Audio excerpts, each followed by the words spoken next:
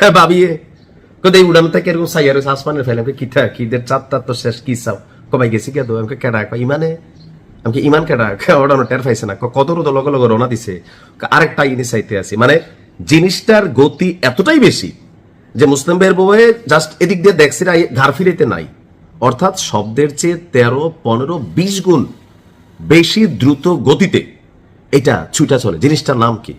একটা নাম হচ্ছে আপনার ইরানের ক্ষেপণাস্ত্র ভান্ডারে থাকা যারা এই মুহূর্তে পুরা ইসরায়েলকে নাচাচ্ছে এবং কাঁপাচ্ছে, একটা নাম হচ্ছে ইমাদ আর একটা নাম হচ্ছে কাদার। গতকালকে ইরানের প্রতিরক্ষা মন্ত্রণালয় থেকে ঘোষণা করা হয়েছে যে ইসরায়েলের আকাশ আলোকিত থাকবে, তবে এটা ইরানের ক্ষেপণাস্ত্রের আলোতে আলোকিত থাকবে। বুঝতে পারছেন? আজকে যা ঘটাইছে পুরো ইসরায়েল জুড়ে আতঙ্ক তৈরি হয়েছে, মানুষ দিক বিদিক পালাচ্ছে। ইউরোপ এবং আমেরিকার ফ্লাইট শিডিউল যদি আপনি দেখেন, আন্তর্জাতিক যে ফ্লাইট মানে বিশ্লেষক যারা আছেন তারা বলছে যে গেল 1 মাসে ইসরায়েল ছেড়ে ইসরায়েলি নাগরিকদের অন্য দেশে ঢোকার প্রবণতা বেড়েছে 47%, অর্থাৎ 47% ইসরায়েলি নিজেদের মাটিতে নিজেদেরকে নিরাপদ মনে করতেছে না। কেন? ইরান যেভাবে ঠাপাচ্ছে, ইরানকে খেলা তো শুরু মানে যে কি বলা হয়েছে, ইরান তাদের অ্যাকশন অপারেশন টু প্রমিসের 73তম অপারেশন ছাইড়া ফেলছে। 74তম অপারেশন আছে যেটা দেখলাম যে অপারেশন টু প্রমিসের 78তম, আমি 4 ধাপ কম বলছি, 78তম ঘটনায় ইসরায়েলের ডিমৌনা, খুবই গুরুত্বপূর্ণ অর্থনৈতিক এবং সামরিকভাবে একটা এলাকা ডিমৌনা, রাজধানী তেল আবিব এবং ইলাত, লাইক চট্টগ্রাম যেমন বন্দরনগরী, ইলাত হচ্ছে ইসরায়েলের মধ্যে বন্দরনগরীর একটা বিশেষ এরিয়া। এই অত্যন্ত সংবেদনশীল অঞ্চলগুলোতে যেখানে আকাশ প্রতিরক্ষা সিস্টেম শতভাগ ছিল, তাও কি মার্কিন যুক্তরাষ্ট্রের তৈরি প্যাট্রিয়ট, এই প্যাট্রিয়ট এই মুহূর্তে আকাশ প্রতিরক্ষা সিস্টেমের মধ্যে বলা হয়ে থাকে সবগুলার বাবা, মানে আমেরিকা অন্য দেশগুলোর যা দেয়, সেই প্যাট্রিয়টকে ফাঁকি দিয়ে ইসরায়েলের মাটিতে আজকে ইমাদ এবং কদর 2 ভাই আজকে খেলছে। আর বিপরীতে কি হয়েছে, ধরেন ফুটবল খেললে কি হয়, কাদার মধ্যে প্যাক এদিকে যায় ওদিকে যায়, প্যাক চিনন্ত কাদা আর কি আমাদের কুমিল্লার ভাষায়।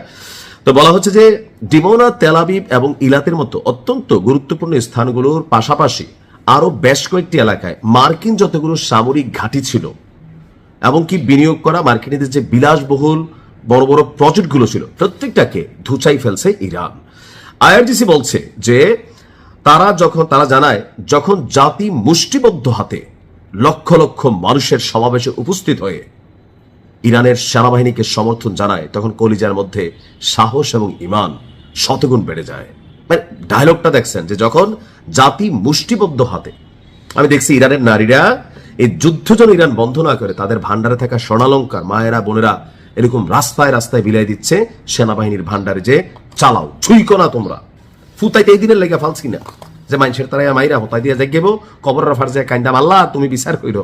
আল্লাহ কয়তো তুই কি তা করছো, আমি কানছি না, তোমাকে প্রতিবাদ করতে হবে।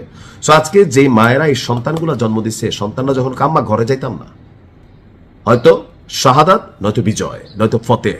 তো এই অবস্থায় ইরানের সেনাবাহিনীর এনকারেজ বা ইনার এনার্জিটা কোন লেভেলে আসছে, বলা হচ্ছে যে শত্রুর লক্ষ্যবস্তুগুলোতে বৃষ্টির মতন চটে যাবে ইরানের পরবর্তী যে 79তম ধাপের অ্যাকশন হবে। মানে আমার কাছে ভাইব চলে আসে নিউজ করতে গেলে, মনে হয় যে আমি ধরেন লইয়া টইয়া কিছু থাকলে আসলে উড়াল দেওয়া জায়গা। বিবৃতি বলছে যে সর্বশেষ পর্যায়টি যুদ্ধের ইতিহাসে একটি অনন্য রেকর্ড স্থাপন করেছে।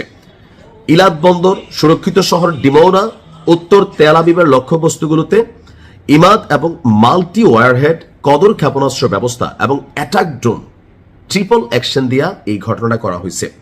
দ্বিতীয়বারের মতন পশ্চিমা রাষ্ট্র আমেরিকার যে নিরাপত্তা সিস্টেমকে ছেদ করে ইরান প্রমাণ করেছে যে আমরা করব জয় একদিন, ইনশাল্লাহ। সেই দিনের অপেক্ষায় ইরানকে আল্লাহ ফতেহ দান করুক। আসসালামু আলাইকুম।